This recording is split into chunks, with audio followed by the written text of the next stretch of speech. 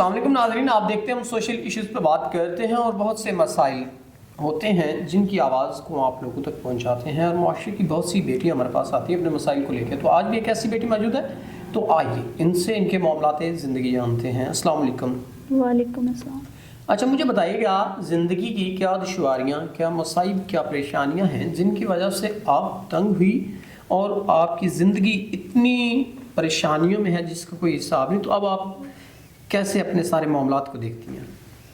मैं एक शरीफ ख़ानदान से हूँ, लेकिन शरीफ लोगों का जीना लोग हराम कर देते हैं। मेरे वालिद को किसी ने कत्ल कर दिया और उसका कोई पता नहीं। हम यतीम हो गए। मेरे वालिद ने लोगों के घरों में काम कर लिए। मेरी वालिदा ने लोगों के घरों में काम कर लिया और हमें पाला, हमारे लिए बहुत कुछ किया और हमारा घर था। मेरी वालिदा ने अपना घर बेचकर मेरे भाई को भेज दिया। मेरे भाई ने बाहर जाकर हमें पूछा तक भी नहीं। मुझे और मेरी वालिदा ने अकेली रह गई। घर का खर्चा बच्चों को पढ़ा कर किया, लेकिन कब तक। अब तंग हार कर मैंने ये फ़ैसला किया कि मैं निकाह कर लूँ। नेक इंसान हो जो मुझे इज़्ज़त दे, इस शख्स के साथ निकाह के लिए तैयार हूँ।